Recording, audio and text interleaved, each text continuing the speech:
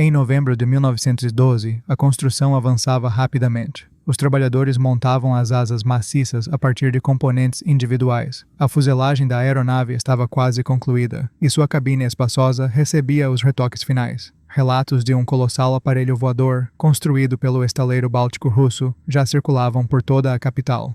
A maioria dos especialistas em aeronáutica duvidava da viabilidade de construir uma aeronave de proporções tão imensas. Numerosos fatores contribuíam para o seu ceticismo. Por exemplo, a teoria predominante afirmava que uma asa gerava sustentação ao deslocar partículas de ar para trás com sua borda de ataque. Consequentemente, estender a envergadura além de certas dimensões era considerado ineficaz. Naquela época, ainda não se havia estabelecido o entendimento de que a força de sustentação primária resultava da pressão reduzida do ar acima da superfície superior contornada da asa, à medida que o ar fluía sobre ela. Muitos citavam exemplos naturais, onde organismos voadores exibiam limites distintos em termos de tamanho e massa. A avestruz, argumentava-se, representava uma espécie aviária pesada e desajeitada, capaz apenas de locomoção terrestre. Os críticos prontamente compararam essa observação aos desafios enfrentados por uma grande aeronave. Sikorsky manteve firmemente sua perspectiva. Dirigindo-se ao segundo Congresso Aeronáutico de toda a Rússia em 1912, ele afirmou que o futuro do voo residia em aeronaves substanciais, porém rápidas, cuja considerável velocidade e volume proporcionariam aos aviadores uma estabilidade confiável em altitude. Massa significativa combinada com alta velocidade constitui o elemento fundamental para a progressão da aviação. Não há necessidade de temer aeronaves grandes e pesadas. Conceda velocidade suficiente e seria possível elevar um vagão de trem completo à atmosfera. A capacidade de rotação de pilotos em voo, a resiliência do voo, apesar de falhas de motor, e a manutenção aérea direta de motores representam benefícios significativos inerentes a grandes aeronaves. Além de Sikorsky, que mantinha certeza em seus cálculos, Szydlowski também enfrentou escrutínio. Sua posição era mais desafiadora, pois ele dependia unicamente de seu julgamento instintivo. Inicialmente, todos os céticos concordavam em suas previsões. A aeronave se mostraria excessivamente maciça, impedindo-a de decolar mesmo com sua vasta envergadura. Além disso, caso conseguisse voar, sua inércia inerente a tornaria incontrolável em voo, particularmente durante a descida. Informações derivadas de aeronaves menores não podiam ser diretamente aplicadas a contrapartes maiores. Em segundo lugar, um sistema de propulsão multimotor era previsto para introduzir inúmeras complicações. Caso mesmo um único motor falhasse, o equilíbrio seria tão severamente comprometido que gerenciar a aeronave se tornaria inviável. Precedentes históricos existiam, como uma aeronave monomotor com hélices duplas, onde uma falha na corrente de transmissão levou a um acidente catastrófico. Em terceiro lugar, um cockpit fechado negaria ao aviador a capacidade de perceber a intensidade e a trajetória do fluxo de ar, dificultando assim ajustes rápidos no controle da aeronave. Sikorsky absteve-se de participar de debates, oferecendo apenas declarações amplas, e transmitia uma segurança inabalável através de seu comportamento. No entanto, quando em solitude, ele verificava repetidamente seus cálculos. Tudo parecia preciso, mas ele ponderava se um erro poderia ter ocorrido durante as etapas iniciais. Ele reexaminou e avaliou meticulosamente cada aspecto. O conceito de empregar motores redundantes para aumentar o empuxo e melhorar a segurança operacional, afinal, não era uma noção sem precedentes. Engenheiros aeronáuticos proeminentes já haviam se esforçado para construir aeronaves multipassageiros. Certas empresas, incluindo a alemã Linke Hofmann e a britânica Short, procuraram equipar um avião com 2 motores e unir sua potência em uma única hélice. Essa abordagem exigia um sistema de transmissão intrincado e, consequentemente, provou ser mal sucedida. Um projeto mais pragmático foi subsequentemente proposto pelo talentoso engenheiro russo Lütke, referente à aeronave que ele construiu em 1910 na empresa alemã Daimler. Em seu projeto, 2 motores foram posicionados em tandem, com cada motor impulsionando uma das 2 hélices fixadas a um eixo comum. A aeronave resultante provou ser eficaz e foi, naquele período, considerada entre as maiores do mundo. No entanto, nenhum engenheiro aeronáutico havia ainda se aventurado a montar motores diretamente nas asas destacados da fuselagem principal. Dados históricos de acidentes não apoiavam aqueles que persistiam em seus esforços. Além disso, cientistas respeitados afirmavam que as aeronaves já haviam atingido suas dimensões e peso máximos possíveis, e qualquer aumento adicional tornaria as máquinas incapazes de voar. Entre esses críticos estava o célebre aerodinamicista britânico Lanchester, que reforçava seus argumentos com cálculos científicos aparentemente persuasivos. Ele também obteve apoio na Rússia. Por exemplo, Mendeleev, filho do eminente químico, opôs-se de forma semelhante à visão de Sikorsky para o desenvolvimento de uma aeronave multimotor prática.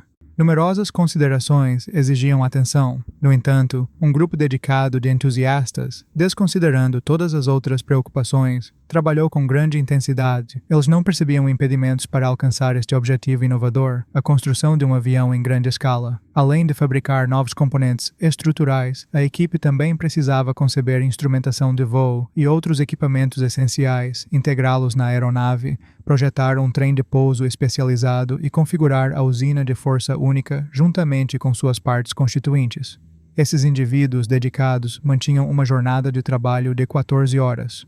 No início de 1913, a fuselagem e as asas estavam quase concluídas, seu tamanho imponente causando um impacto significativo. O pessoal da fábrica, conhecido por seus apelidos inventivos, batizou a aeronave de Grand, significando sua escala impressionante. Este apelido apropriado tornou-se firmemente estabelecido e foi eventualmente adotado como sua designação oficial.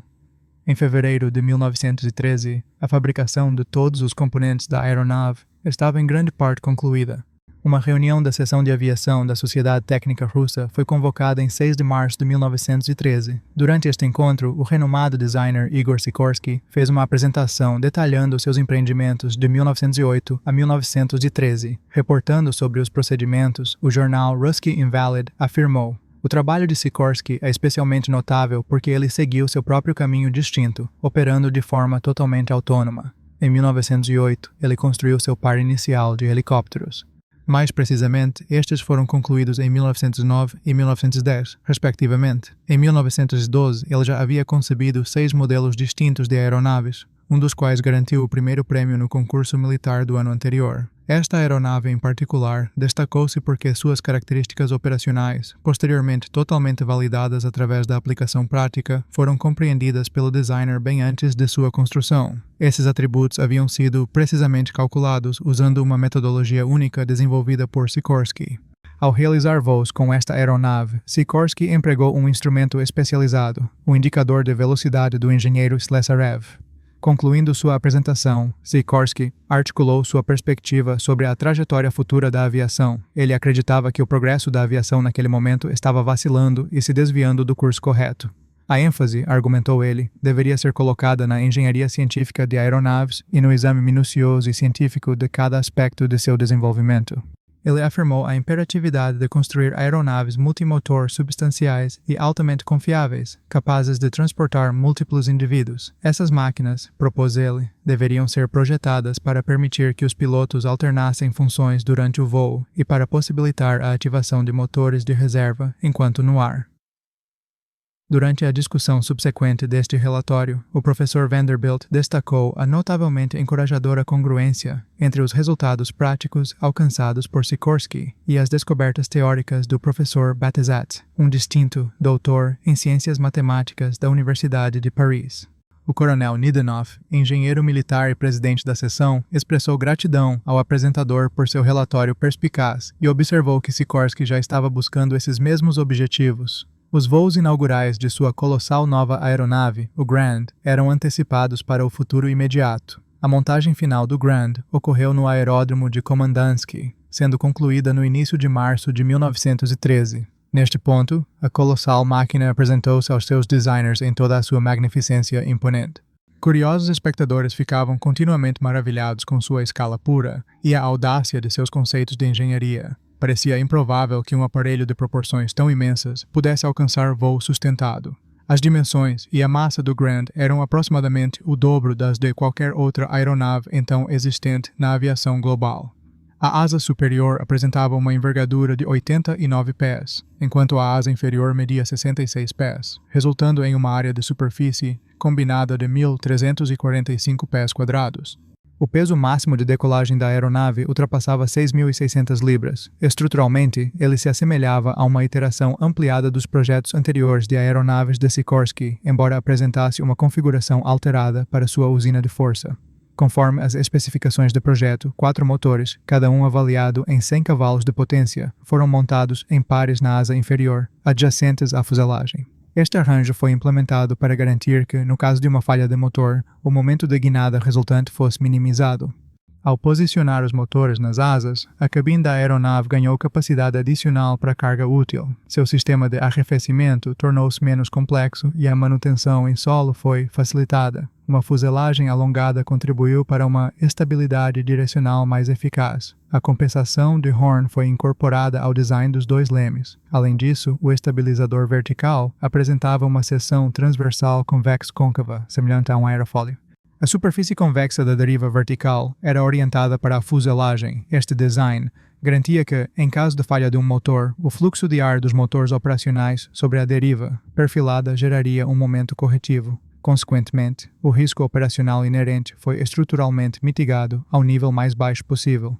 Dada a ausência de protuberâncias dos motores e a fuselagem estendida, o centro de gravidade da aeronave estava situado à popa da caixa da asa, o que exigiu que a cauda horizontal fosse projetada como um componente grande e de suporte de carga. A caixa da asa da aeronave Grand incorporava 4 montantes reforçados com arames de piano. As asas da aeronave apresentavam um perfil esguio e uma construção de 2 longarinas. Estas longarinas em forma de caixa eram unidas com cola de carpinteiro e fixadas com parafusos de latão. Além disso, as nervuras incorporavam paredes de contraplacado e tampas de pinho. As superfícies das asas eram revestidas com tecido, posteriormente tratado com um verniz de aviação especializado. A fuselagem da aeronave compreendia uma estrutura de 4 lados, fabricada a partir de um material único referido como arbalete. Os principais elementos estruturais, ou longarinas, da fuselagem eram feitos de madeira de freixo. A fuselagem media 4,6 pés de largura na sua seção dianteira, diminuindo progressivamente para 2 pés em direção à cauda. A sua altura era de 3 pés tanto na parte do nariz como nas porções centrais, reduzindo-se gradualmente para quase 0 na parte traseira. Para aumentar a sua rigidez, a fuselagem excepcionalmente esguia foi reforçada com treliças, que eram escoradas tanto acima como abaixo usando arame de piano, com 0,14 polegadas de espessura. A seção dianteira da fuselagem apresentava uma varanda aberta, sucedida por uma cabine fechada e envidraçada que se estendia acima da estrutura principal da fuselagem, com 19 pés de comprimento e 6 pés de altura. Dentro da cabine, foram instalados 2 assentos de piloto, posicionados em frente a uma divisória de vidro que incluía uma porta de acesso ao salão de passageiros. Além deste salão, estavam situados uma casa de banho e instalações sanitárias. O salão de passageiros estava equipado com várias poltronas de vime e uma mesa central. Observadores notaram que a visibilidade da cabine era soberba. Esta aeronave marcou uma primazia global, incorporando uma cabine fechada e um salão de passageiros de tamanho sem precedentes. O seu trem de aterragem, embora um tanto volumoso, provou ser altamente fiável, compreendendo 8 pares de rodas revestidas a couro, fixadas entre patins usando corda. A estabilidade e o movimento da aeronave eram geridos por amortecedores e uma rede de escoras de arame. A pilotagem era realizada usando volantes de controlo duplos e pedais correspondentes. Os mecanismos de controlo funcionavam através de operação por cabo. O assento do piloto-comandante estava situado no lado esquerdo, uma disposição padrão que persiste até hoje. Adjacente ao comandante estavam situados a instrumentação principal e todos os controlos de gestão dos motores. Os motores dianteiros tinham sido montados na aeronave nos primeiros dias de março. Sikorsky optou por realizar os testes iniciais da aeronave usando estes motores recém-instalados. No entanto, as condições meteorológicas predominantes revelaram-se desfavoráveis. Partes da cobertura de neve no aeródromo tinham derretido, transformando o solo num lamaçal lamacento e escorregadio. Apesar destas condições desafiadoras, a 15 de março, várias corridas de táxi e um breve salto aéreo foram executados com sucesso, incutindo otimismo para testes subsequentes bem-sucedidos. Após chuvas subsequentes, o estado do aeródromo deteriorou-se severamente. Consequentemente, a continuação dos testes no futuro imediato tornou-se inviável. A aeronave Grand foi desmontada e realocada para o aeródromo militar principal, que, como esperado, mantinha condições de solo superiores. Neste novo local, o terreno podia ser efetivamente drenado. Além disso, os hangares e as áreas de estacionamento de aeronaves estavam sob vigilância. No início de abril, o Grand estava preparado para novos testes. Ao longo desse mês, numerosos testes de solo e breves manobras aéreas foram realizados dentro dos limites do aeródromo. Durante estes ensaios, a aeronave manteve consistentemente a sua direção pretendida sem dificuldade. Com o manche de controle numa posição neutra, a cauda da aeronave levantava-se autonomamente. A sua distância de descolagem media aproximadamente 1.300 pés.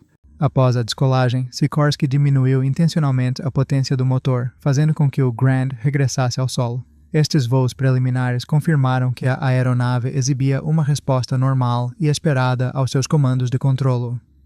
Devido às suas dimensões substanciais e massa considerável, a aeronave exibia uma inércia notável, resultando num ligeiro atraso na sua capacidade de resposta.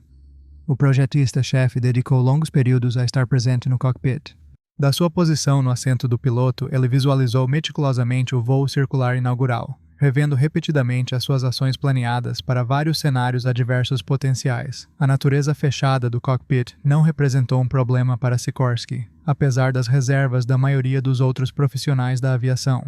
Em aeronaves de cockpit aberto, os pilotos conseguiam perceber a direção e a intensidade do fluxo de ar. A força do ar contra o rosto fornecia uma indicação de velocidade, enquanto a sua direção revelava qualquer derrapagem lateral.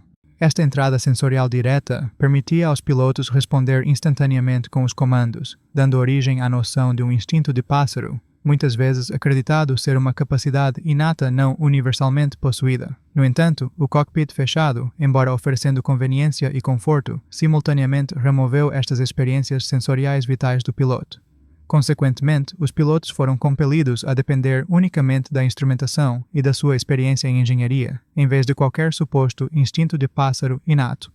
Embora a gama de instrumentos fosse limitada, eles forneciam dados cruciais, incluindo uma bússola e 4 tacômetros. Cada tacômetro exibia as rotações por minuto para o seu respectivo motor. Além disso, o cockpit apresentava 2 altímetros e 2 dispositivos projetados para medir a velocidade de voo. Um destes instrumentos de velocidade consistia num tubo de vidro em forma de U, contendo álcool, com uma extremidade selada e a outra ligada à entrada de pressão de ar. Um indicador de derrapagem separado utilizava um tubo de vidro curvo que alojava uma bola móvel. A inclinação da aeronave era verificada por um tubo comparável, que também servia como instrumento para medir os ângulos de subida, voo nivelado e descida. Estes instrumentos comparativamente simples permitiam que a aeronave fosse controlada eficazmente em condições atmosféricas calmas, mesmo na ausência de um horizonte visível. Durante as suas simulações mentais de voo, Sikorsky praticou lançar olhares breves e precisos aos instrumentos, garantindo que nenhum tempo fosse perdido a localizá-los. Os seus procedimentos operacionais precisavam de ser refinados a um nível automático. Embora todos os sistemas parecessem estar completamente inspecionados e calibrados, a experiência anterior de Sikorsky ensinou-lhe que mesmo um pequeno detalhe inesperado poderia, em última análise, determinar o sucesso ou o fracasso de um voo. Consequentemente, ele continuou a examinar e a afinar meticulosamente a aeronave repetidamente. As apostas eram excepcionalmente altas. Um voo inaugural mal sucedido tinha o potencial de minar severamente todo o conceito de desenvolvimento de aeronaves de grande escala. Por esta razão crítica, Sikorsky exerceu uma atenção e prudência extraordinárias nos seus preparativos para este empreendimento inicial. Com a aeronave e ele próprio meticulosamente preparados para o voo circular planeado e encorajado pelos testes iniciais bem-sucedidos, Sikorsky optou por executar um voo reto de uma extremidade do aeródromo à outra antes de tentar o circuito completo. As dimensões expansivas do campo acomodavam isso, pois o aeródromo estendia-se entre a Ferrovia Báltica e a Avenida Zabalkansky, especificamente da atual área de Elektrosila até a Rua Gostelo. Durante este voo em particular, o seu objetivo era ascender a uma altitude que variava de 33 a 50 pés e mantê-la por vários segundos, tudo enquanto permanecia dentro das dimensões permitidas do aeródromo e contabilizava a distância de aterragem necessária. Enquanto isso, Panasuk foi instruído a posicionar-se numa varanda, segurando uma vara longa. O conceito por trás disso era que, à medida que a aeronave descesse, Panasuk sinalizaria o piloto para segurança no instante em que a vara fizesse contato com o solo. A própria vara foi projetada com uma seção pré-cortada, garantindo que se quebraria no impacto. Sikorsky concebeu esta técnica de medição específica para verificar a sua avaliação pessoal da altura da aeronave acima do solo. Isso era crucial porque o cockpit fechado oferecia um campo de visão diminuído e a presença de vidros e estrutura de enquadramento interferia ainda mais com a sua percepção habitual de distância. A 27 de abril, ele foi compelido a implementar estas medidas de precaução pela primeira vez. Sikorsky manobrou o Grand, taxiando-o para a posição de partida designada. Os motores da aeronave tinham atingido a sua temperatura operacional ótima. O piloto procedeu à realização de um teste final, operando-os à sua velocidade rotacional máxima. Todas as condições pareciam normais. Sikorsky inspecionou os seus arredores. À esquerda, para além da linha de árvores, a rua Globodatny era visível. Diretamente à frente, as colinas de Pulkovo erguiam-se proeminentemente. Não havia obstruções, a tripulação de voo estava preparada. O mecânico ocupava a posição da varanda, enquanto o copiloto, Yankovsky, estava sentado no seu posto. A descolagem era iminente. O piloto avançou as alavancas do acelerador com um movimento fluido e, imediatamente depois, o Grand iniciou a sua corrida no solo. A enorme aeronave acelerou progressivamente. Apesar da experiência anterior com pequenos voos de teste, Sikorsky percebeu a corrida de descolagem como indevidamente lenta. No entanto, pouco depois, como era habitual, detetou pressão no manche e nos pedais do leme. As superfícies de controlo aerodinâmico ganharam eficácia, facilitando a manutenção precisa da direção pretendida ao alinhar com a referência terrestre escolhida.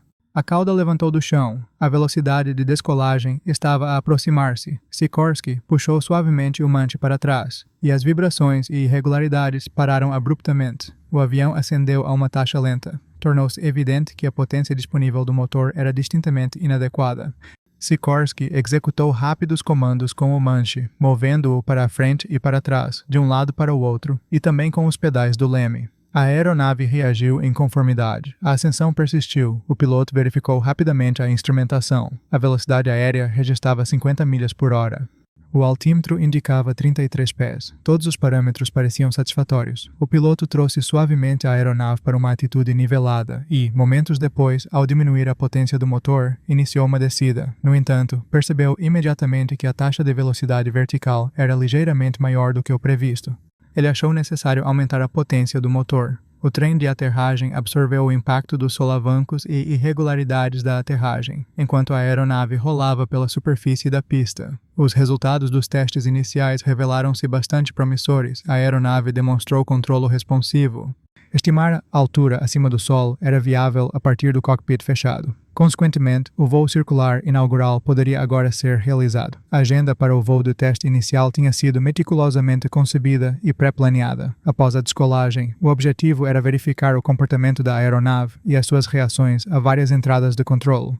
Posteriormente, assumindo condições favoráveis, o plano era ascender a uma elevação entre 650 e 820 pés e depois avaliar a funcionalidade dos procedimentos de descida e aterragem. O desempenho geral da máquina seria observado. Um circuito amplo, incorporando 4 curvas padrão, era necessário antes de iniciar a aproximação para a aterragem. Para aumentar a segurança, a manobra de aterragem estava programada para ser executada de uma forma não convencional. Operar com potência máxima do motor oferecia um meio extra para regular o ângulo de descida. De acordo com o plano de voo, o piloto estabeleceria a configuração de aterragem, guiaria cuidadosamente a aeronave em direção ao solo, aplicaria potência adicional para mitigar a taxa de descida e conseguiria uma aterragem suave. Estas medidas ofereciam um grau de segurança para uma aterragem segura, particularmente se os controlos de voo perdessem eficácia na velocidade de aterragem. Caso o centro de gravidade se desviasse inesperadamente da sua posição calculada, Sikorsky optou por posicionar o mecânico na varanda externa. O papel do copiloto envolvia permanecer preparado perto do capitão, pronto para se mover para o convés de observação ou regressar ao compartimento principal conforme instruído. Neste ponto, todos os cenários potenciais pareciam ter sido antecipados. Os preparativos estavam completos. A impressionante aeronave tinha gerado um interesse público significativo e uma multidão substancial e entusiasta tipicamente reunia-se perto do seu hangar. Todos aguardavam ansiosamente o seu voo inaugural genuíno. Todos os presentes antecipavam testemunhar algo verdadeiramente notável, ou a demonstração bem-sucedida da engenhosidade humana através do voo desta aeronave colossal, ou uma falha trágica, significando as esperanças desfeitas. Independentemente do resultado, o evento prometia ser cativante. A apreensão do engenheiro principal intensificou-se. Um número considerável de indivíduos estava ciente do seu audacioso empreendimento para desafiar as normas prevalecentes e ser pioneiro numa nova abordagem. Embora ele tivesse uma firme crença nos seus cálculos teóricos, ele compreendia que a aplicação prática frequentemente apresentava desafios imprevistos. Finalmente, até aquela noite, o hangar estava totalmente preparado para um voo de circuito preliminar. O aeródromo militar, tipicamente utilizado por várias unidades de aeronaves, tinha interrompido as suas operações, dedicando o campo às atividades do hangar. Aproximadamente às 21 horas, a equipa de Sikorsky completou todos os preparativos essenciais para o voo inaugural, originalmente agendado para o dia seguinte. Uma noite serena e luminosa envolveu o aeródromo. As últimas aeronaves tinham sido movidas para os seus respectivos abrigos. Sikorsky, preparado para partir, moveu-se em direção a Shedlovsky para se despedir, mas Shedlovsky antecipou-o, observando com um sorriso que o aeródromo estava livre. Parecia não haver justificação para adiar o voo inaugural do Grant. Francamente, Sikorsky não tinha intenção de voar naquele dia em particular. Todo o seu foco estava no dia seguinte, e o seu plano imediato era simplesmente recuperar. No entanto, o conselho do seu benfeitor, por quem ele nutria profundo respeito e admiração, exigia consideração. Se o voo tinha de prosseguir agora, então assim seria. Ele ponderou que talvez esta mudança imprevista de planos pudesse, em última análise, revelar-se benéfica. Grandes assembleias públicas frequentemente testemunham ocorrências imprevistas, mas aqui estava o voo inaugural de uma máquina tão extraordinária a ter lugar às 10 horas da noite. O Grand já tinha sido posicionado na periferia do aeródromo. O ar estava parado, e contra o céu tênue, marcadores distantes através do aeródromo eram distintamente discerníveis. Apesar da ausência de qualquer notificação oficial sobre o voo iminente, um número considerável de espectadores tinha se congregado. Sikorsky examinou rapidamente a aeronave, verificando rotineiramente os níveis de combustível e óleo antes de se instalar na sua posição e instruir que as hélices fossem engatadas. Ignição. Os motores rugiram em sucessão. A subtil vibração da aeronave pronta para a descolagem incutiu confiança no piloto. Todas as incertezas anteriores dissiparam-se. O copiloto Yankovsky e o mecânico Panasiuk ocuparam os seus postos atribuídos precisamente como predeterminado. Muito bem, então, com a ajuda divina, pensou ele. Com os aceleradores avançados, o Grand iniciou seu movimento para a frente. Manter a sua trajetória provou ser simples. Neste momento, o piloto percebeu resistência na coluna de controlo e um subtil tremor nos pedais do leme. Era um momento oportuno para elevar a secção da cauda. Apenas momentos depois, o Grand alcançou o voo. Sikorsky registrou prontamente que as forças exigidas no manche eram inteiramente satisfatórias. A ascensão persistiu. A altitude crítica de decisão tinha sido superada com sucesso. Todos os aspectos operacionais estavam a progredir favoravelmente. Apenas Panasiuk permaneceu à frente, posicionado na plataforma de observação, que estava a ser fustigada pelo ar em movimento. A certa altura, ele virou-se, e Sikorsky observou a expressão radiante e satisfeita do seu fiel mecânico, um companheiro que tinha suportado cada triunfo e tribulação ao seu lado por muitos anos. O aviador esforçou-se para suprimir os seus sentimentos, dedicando toda a sua concentração à manobra da aeronave. Ao ascender a 330 pés, ele iniciou a primeira curva com precisão. No lado deste bordo, as colinas de Pulkovo e Srednaya Rogatka surgiram à vista. A máquina voadora operou sem problemas, apesar da evidente insuficiência da potência dos seus motores gêmeos para um aparelho de dimensões tão consideráveis. A taxa de subida era mínima. Pouco depois, a segunda manobra foi realizada. A proa estava agora a norte, com a aeronave a subir gradualmente. O avião então prosseguiu sobre os hangares. Panasiuk gesticulou para os espectadores reunidos na varanda, simultaneamente com o copiloto a observar pela janela. Abaixo deles, as pessoas estavam fascinadas pelo espetáculo notável. Possuindo uma certa margem de altitude, o acelerador podia ser ligeiramente aliviado, permitindo que os motores operassem com menos esforço e possibilitando movimentos aéreos mais vigorosos. A máquina manteve uma trajetória estável e nivelada, avançando a 50 milhas por hora. A aeronave exibiu boa resposta aos seus comandos, embora com um tempo de reação significativamente mais lento em comparação com todos os modelos anteriores. Isso era totalmente compreensível. Era uma máquina voadora substancial, não uma embarcação ágil. Depois de voar para além dos hangares, Sikorsky dirigiu a aeronave para sul. Uma vez assegurado da sua controlabilidade satisfatória, o aviador resolveu avaliar as características do avião quando configurado para a aterragem. Isto representava um momento crítico. Sikorsky guiou a aeronave 2 vezes para uma descida, subsequently, nivelando-a, e então, puxando o manche para trás, levou-a à postura de aterragem com o impulso do motor, esforçando-se diligentemente para evitar um stall aerodinâmico. A aeronave mostrou-se responsiva, posicionada a 1,5 milhas do perímetro do aeródromo. Sikorsky subsequentemente realizou outra rotação fluida de 180 graus. No lado deste bordo, situava-se o Palácio de Chesme. A área urbana era discernível em frente, mas não havia margem para desatenção. A máxima concentração era imperativa. Dada a ausência de vento, qualquer orientação de aterragem era permitida e o aviador optou por aproximar-se com uma proa a norte. Ele diminuiu a potência do motor e iniciou a descida. A aeronave manteve a sua resposta aos comandos. Ao atingir uma elevação de 16 pés, Sikorsky avançou o acelerador e, mantendo esta altura específica, dirigiu o curso para os hangares para reduzir a necessidade de táxi no solo após a aterragem. A 1000 pés de distância, o aviador começou uma suave elevação do nariz do avião, diminuindo simultaneamente a potência incrementalmente. A aeronave fez contato com o solo e então prosseguiu a rolar pela superfície. Sikorsky sentiu que a descida foi um tanto grosseira. Após uma rolagem no solo de 500 pés, a aeronave cessou o seu movimento. Os motores estavam a operar em marcha lenta. O membro da equipa de terra compreendeu os sinais não ditos do aviador. Ele desembarcou e procedeu à inspeção do trem de aterragem. Todos os sistemas estavam nominais. O táxi para os hangares era viável. Panachuk entrou no cockpit, mas mais movimento no solo já não era viável. Uma imensa multidão, semelhante a uma maré a subir, avançou rapidamente em direção à aeronave. Sikorsky, como medida de precaução, desligou os motores. A população parecia estar dominada pela euforia, aplaudindo ruidosamente e gesticulando descontroladamente. A tripulação de voo então emergiu para a plataforma de observação. Uma vasta multidão de indivíduos extasiados os cercou, exibindo uma alegria tão fervorosa que se poderia pensar que eles, e não a tripulação real, tinham participado nesta notável viagem aérea. A aeronave foi imobilizada pela multidão. Sikorsky tentou navegar pela densa aglomeração, mas viu-se incapaz de avançar um único passo. Em vez disso, ele foi erguido e levado até Shidlovsky, que partilhava da profunda felicidade. Este triunfo demonstrou conclusivamente a viabilidade da magnífica aeronave e justificou seu desenvolvimento contínuo. Consequentemente, a instalação dos motores traseiros podia agora prosseguir. Vários dias foram dedicados ao ajuste fino e à calibração, e em breve, a impressionante máquina de 4 motores estava novamente preparada para os seus voos de teste. O próximo voo estava agendado para 6 de maio. No entanto, aquele dia em particular trouxe ventos fortes, com rajadas entre 40 e 45 milhas por hora. Todas as outras aeronaves permaneceram abrigadas nos hangares ou firmemente amarradas a estacas no solo. As condições atmosféricas eram claramente desfavoráveis para operações de voo. Apesar disso, Sikorsky decidiu não adiar os testes programados.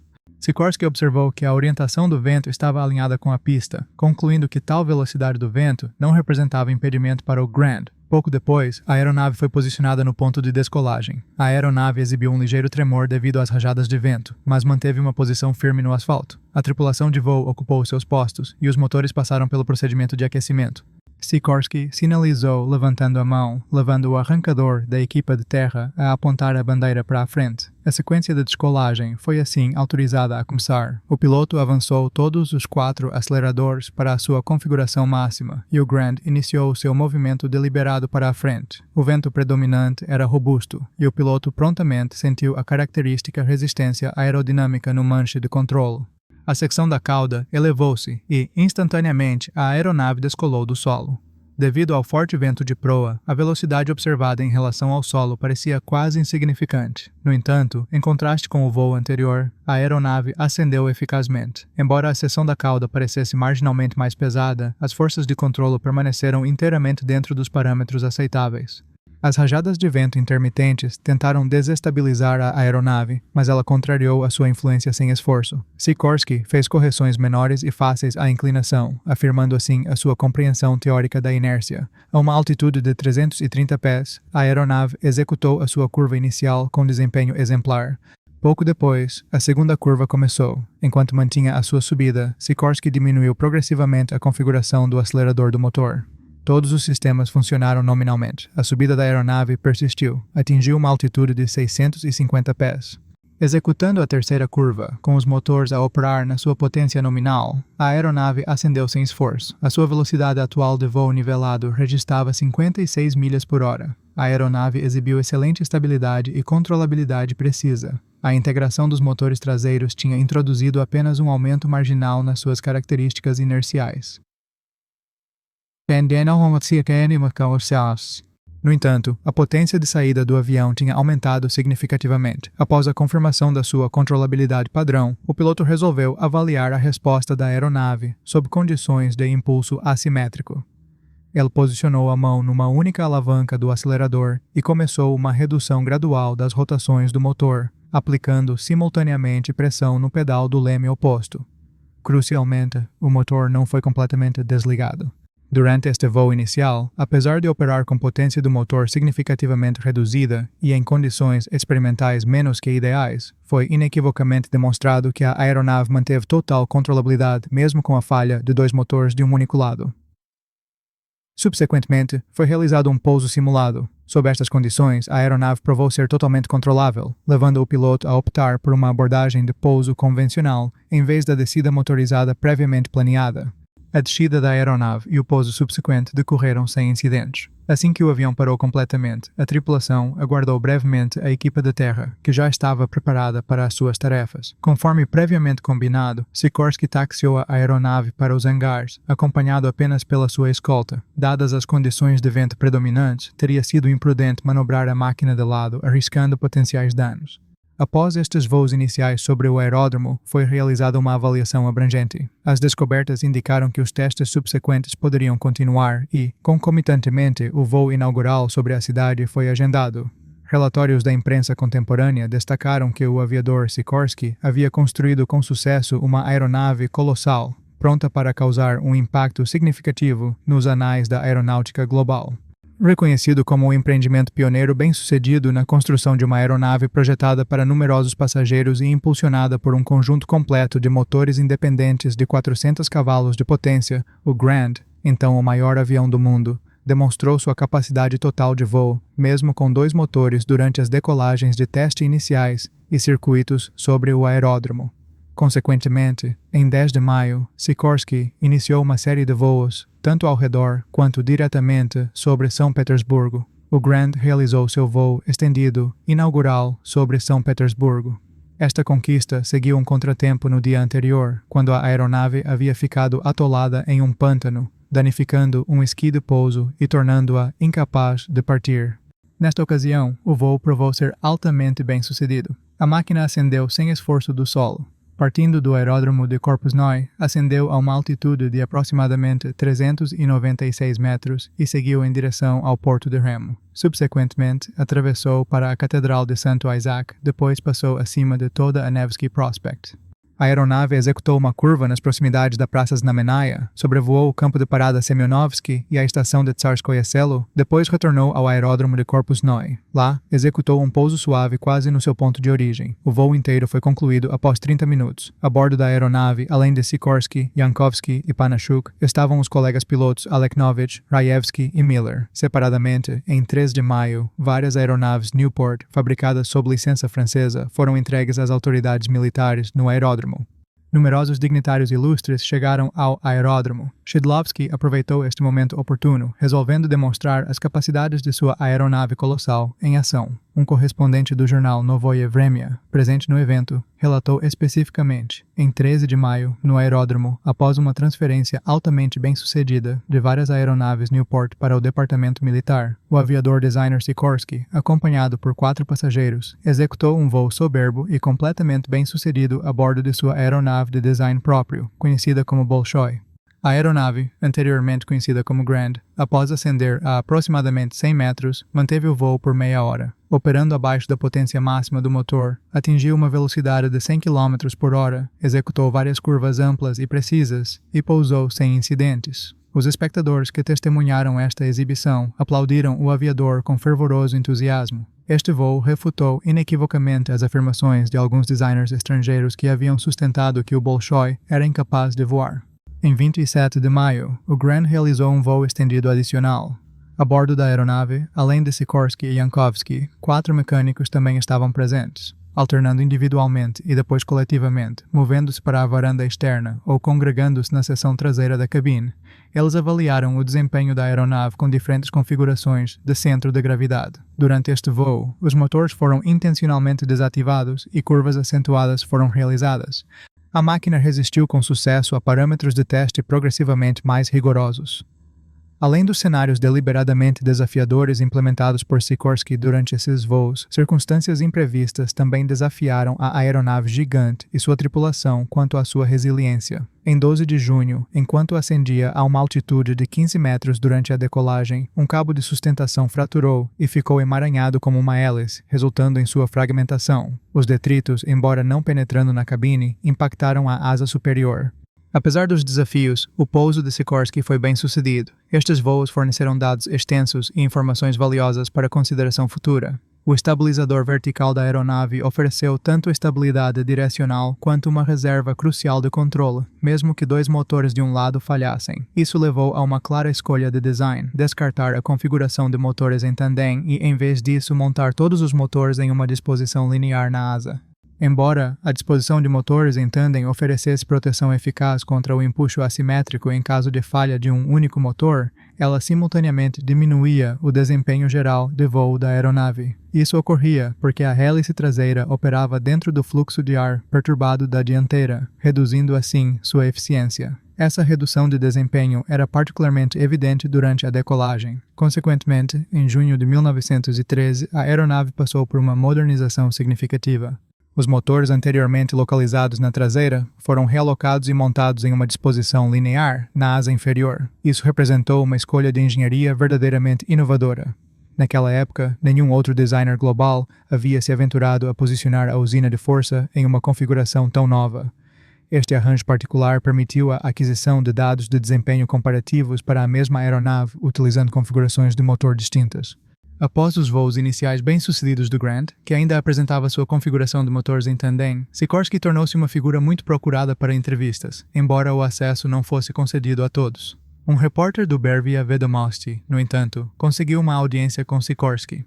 Durante a discussão, o designer de aeronaves declarou: "Entre todas as minhas realizações até hoje, o Grant se destaca como a mais significativa. Tudo o que criei antes dele não passava de caiaques aéreos rudimentares." Eu nutria uma aspiração de longa data por uma aeronave grande. Ao iniciar sua construção, estabeleci firmemente o objetivo de incorporar 3 princípios fundamentais no design desta máquina voadora, especificamente. Primeiro, durante viagens aéreas prolongadas, o piloto deve possuir a capacidade de descansar enquanto está no ar. Segundo, uma falha de motor em rota não deve determinar o resultado para o piloto, tripulação ou passageiros. Terceiro, a capacidade de realizar manutenção em voo no motor, reparando-o enquanto a aeronave está em movimento. Conseguir realizar todos esses objetivos, o que acredito que pode estabelecer uma nova trajetória no design de aeronaves. Ao construir o Grant, considerei inerentemente seu potencial para aplicações militares. Atualmente, estamos mantendo esta aeronave e reservando-a para trabalhos experimentais significativos.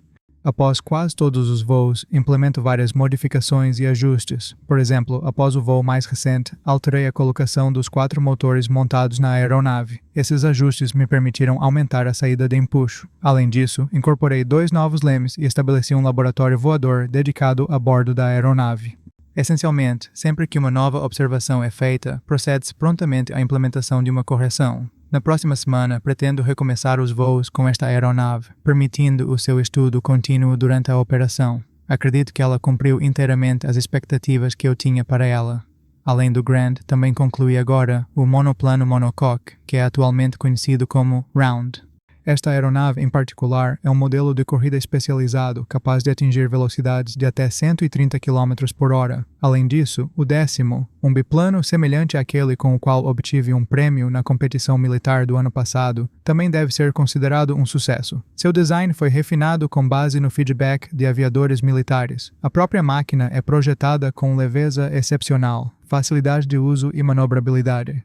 Embora sua velocidade de cruzeiro seja de 120 km por hora, seu atributo mais notável é sua velocidade vertical incomparável na Rússia. Esta aeronave demonstrou a capacidade de ascender a uma altitude de 1.500 metros em apenas 8 minutos após a decolagem. A importância estratégica de uma ascensão vertical tão rápida em tempos de guerra é autoevidente. Coincidentemente, Aleknovich recentemente estabeleceu um novo recorde de altitude em toda a Rússia de 3.410 metros enquanto voava o 10º. Esta conquista superou o recorde de altitude anterior de 9.800 pés. O modelo 10º tornou-se excepcionalmente popular e fornece o design fundamental para hidroaviões. O voo inaugural da aeronave Grand, apresentando a sua configuração de motor em linha, ocorreu a 23 de junho de 1913. Esta modificação do motor melhorou substancialmente as suas capacidades de descolagem e produziu melhorias modestas tanto na velocidade quanto na taxa de subida. O estabilizador vertical manteve a sua eficácia, permitindo que a aeronave mantivesse um curso reto, mesmo que dois motores de um único lado avariassem. Mesmo quando a aeronave estava a executar uma curva, tais avarias de motor representavam um perigo significativo, pois a manobra era realizada a uma baixa velocidade angular. Relatos sobre o avião colossal já circulavam amplamente por toda a Rússia. Por toda a Europa, as pessoas estavam espantadas e achavam difícil de acreditar. Durante a sua estadia em Krasnoye Selo, o imperador Nicolau II expressou o seu desejo de inspecionar pessoalmente a aeronave Grand. A aeronave foi transportada para o local e, a 25 de junho, convidados proeminentes chegaram ao aeródromo. O czar inicialmente circundou a aeronave, com Sikorsky a acompanhá-lo, como era seu costume. Sikorsky permaneceu reservado, respondendo apenas às perguntas do ilustre convidado. Para espanto do projetista, Nicolau II fez perguntas que eram tanto pertinentes quanto notavelmente sólidas do ponto de vista da engenharia. Após a sua inspeção externa do avião, o imperador expressou o desejo de embarcar. Eles subiram a escada em sucessão até a varanda de observação, onde a discussão continuou. O fotógrafo oficial da corte documentou a sua presença. Neste momento em particular, a aeronave deixou uma profunda impressão no imperador. Como um presente comemorativo, Sikorsky recebeu pouco depois um relógio de ouro de Nicolau II. Este encontro aparentemente provou ser instrumental mais tarde na determinação do czar sobre o destino do sucessor do Grand. William Muromets, numa época em que indivíduos não qualificados procuravam desacreditar a reputação da excelente aeronave. Coincidentemente, naquele mesmo dia, Sikorsky foi obrigado a utilizar instrumentos para voo cego pela primeira vez. No seu regresso ao aeródromo, a aeronave encontrou uma área de chuva intensa. O para-brisas ficou completamente inundado de água, resultando em visibilidade zero. Apesar das condições, Sikorsky localizou o aeródromo com precisão e executou uma aterragem de rotina, numa ocasião separada, enquanto o Grand voava sobre a cidade a uma altitude de 2.600 pés. A aeronave começou subitamente a tremer violentamente. O motor externo do lado direito começou então a bater erraticamente. Um problema tinha se desenvolvido com os cilindros traseiros. Sikorsky desativou prontamente o motor e contrariou com força o movimento de viragem, usando o pedal do leme esquerdo, guiando a aeronave em direção ao aeródromo. A fim de mitigar o momento de guinada, o piloto reduziu adicionalmente o acelerador do motor externo esquerdo. A aeronave estava a perder altitude constantemente. Diretamente à frente na sua trajetória de voo estavam os telhados da fábrica Putlov. Panasiuk, espreitando pela janela, expressou a sua apreensão de que o suporte do motor traseiro parecia ter fraturado devido à intensa vibração, potencialmente fazendo com que o motor se desprendesse da asa. Sikorsky simplesmente declarou: "Volodya, prossiga." O mecânico, sem necessitar de mais instruções verbais, compreendeu totalmente a situação.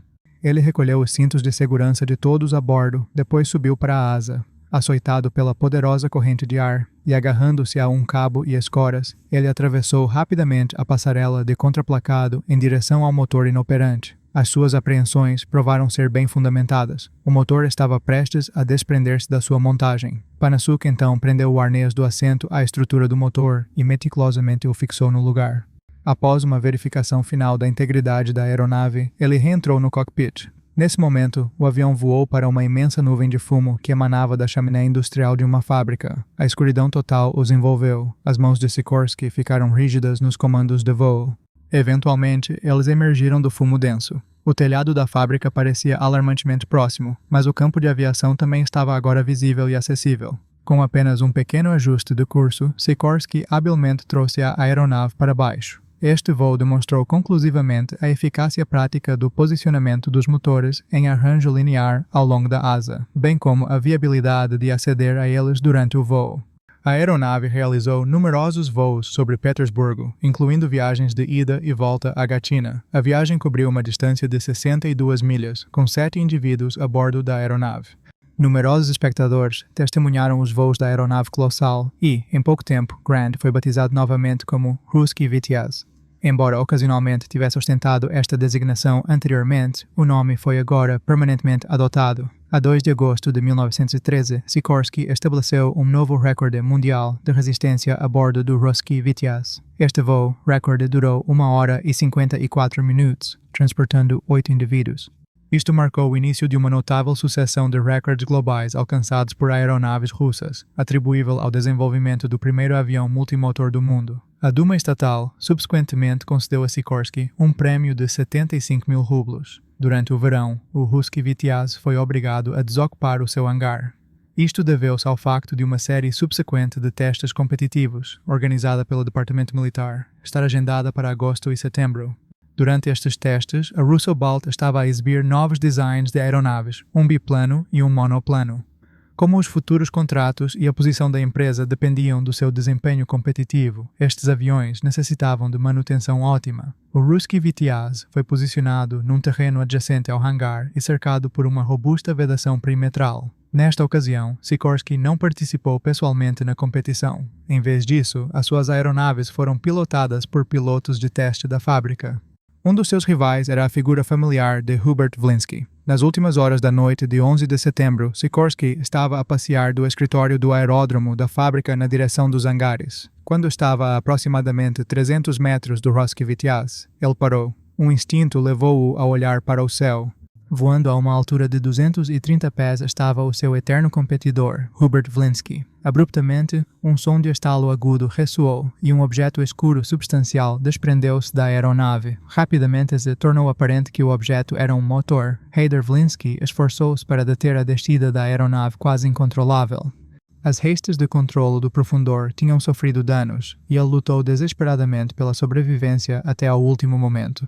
Um impacto catastrófico, o som da máquina a desintegrar-se, e então, um milagre. De debaixo dos destroços, o piloto, notavelmente quase ileso, emergiu. A sua sobrevivência era evidente pela longa e colorida tirada que dirigiu à pilha de detritos que, meros momentos antes, tinha constituído uma aeronave.